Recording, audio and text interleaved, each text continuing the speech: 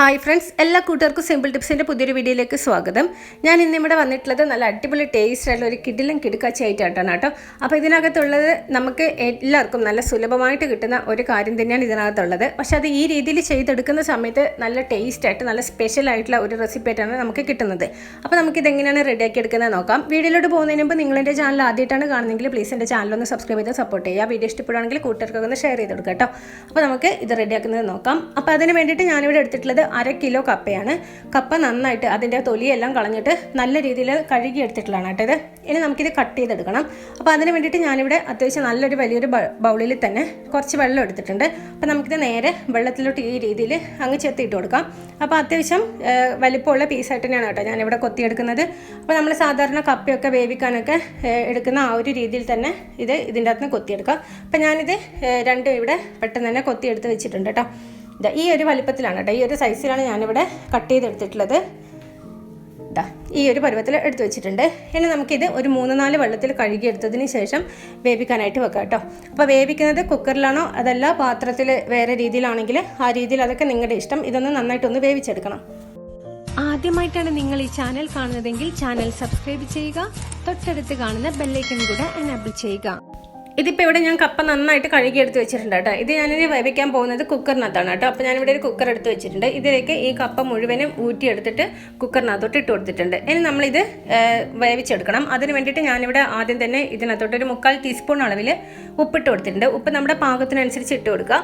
ഇനി ഇതിലേക്ക് ഒരു 1/4 ടീസ്പൂൺ അളവിൽ മഞ്ഞൾപ്പൊടിയും കൂടെ ചേർത്തിട്ട് കുറച്ച് വെള്ളം കൂടെ ചേർക്കാം. നമുക്ക് ഈ കപ്പ വേവിക്കാൻ ആവശ്യമായിട്ടുള്ള വെള്ളം കൂടെ ചേർത്ത് കൊടുക്കാം.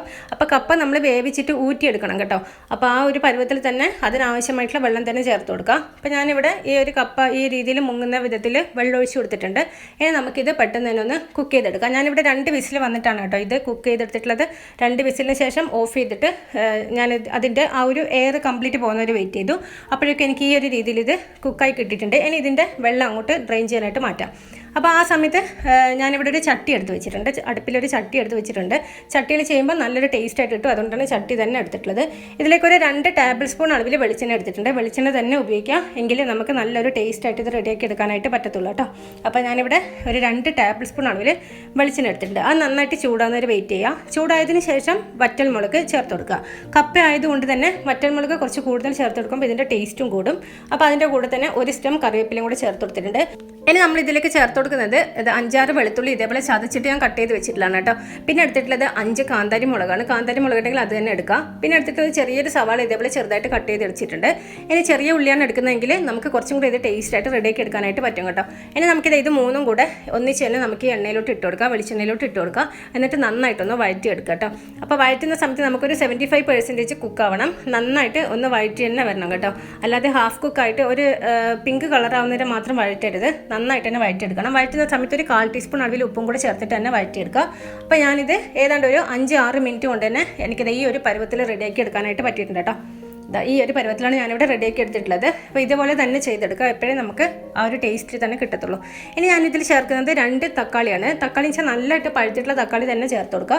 നല്ലതായിട്ട് പഴുത്തിട്ടുള്ള തക്കാളി ചേർത്ത് കൊടുത്തെങ്കിൽ മാത്രമേ നമുക്കിത് നല്ല ടേസ്റ്റ് ആയിട്ട് റെഡിയാക്കി എടുക്കാനേ പറ്റത്തുള്ളൂ കേട്ടോ. അപ്പോൾ അത് എന്തായാലും ശ്രദ്ധിക്കാം. നല്ല പഴുത്തിട്ടുള്ള തക്കാളി തന്നെ ചേർത്ത് കൊടുക്കുക. അപ്പോൾ ഞാനിവിടെ 2 എണ്ണമാണ് കേട്ടോ എടുത്തിട്ടുള്ളത്. മീഡിയം സൈസിലെ 2 തക്കാളിയാണ് ചേർത്ത് കൊടുത്തിട്ടുള്ളത്.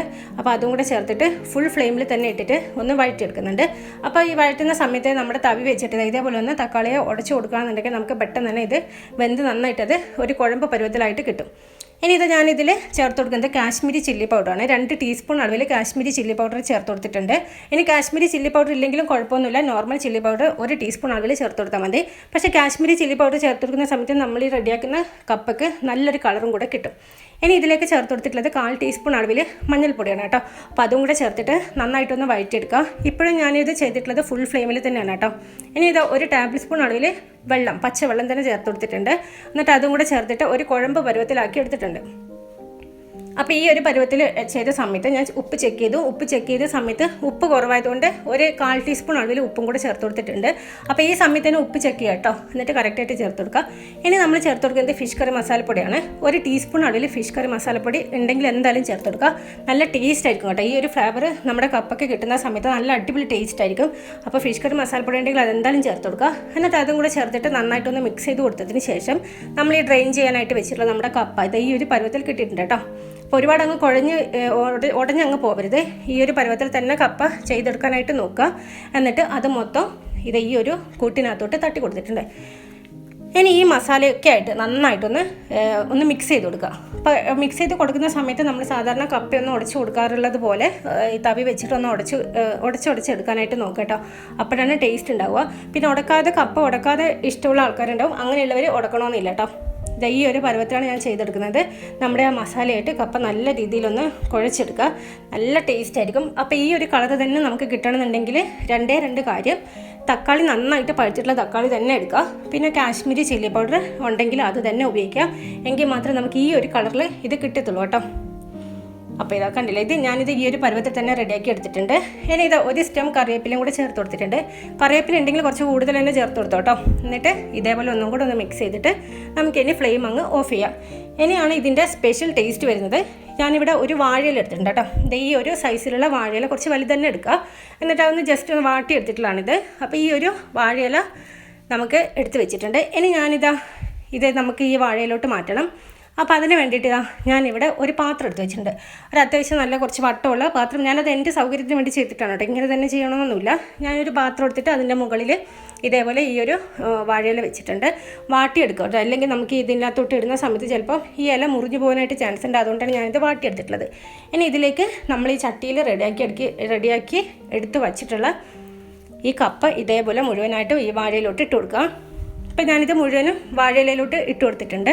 ഇനി ഇത് നമുക്കൊരു കിഴിയായിട്ട് കെട്ടിയെടുക്കണം.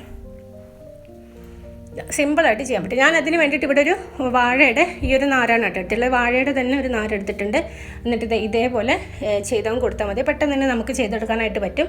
എന്നിട്ട് ആ വാഴയിലയുടെ ആ ഒരു നാര് വെച്ചിട്ട് തന്നെ ഇതേപോലെ അങ്ങ് ഭംഗിയായിട്ട് കെട്ടി വെച്ചേക്കുക.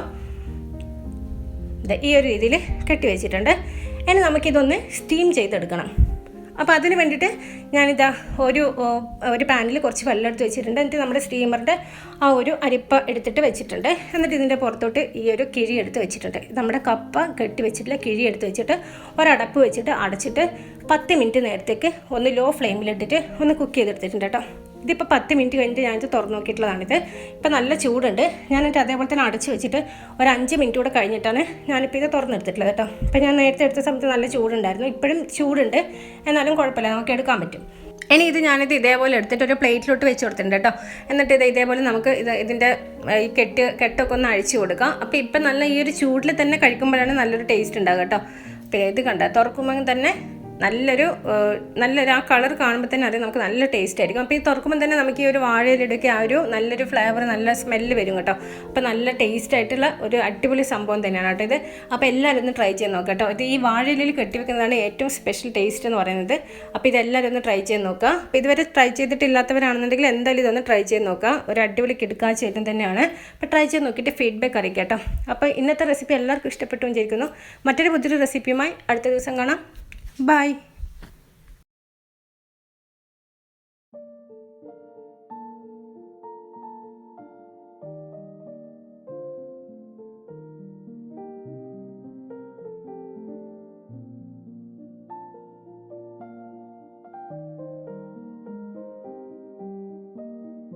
Thank you.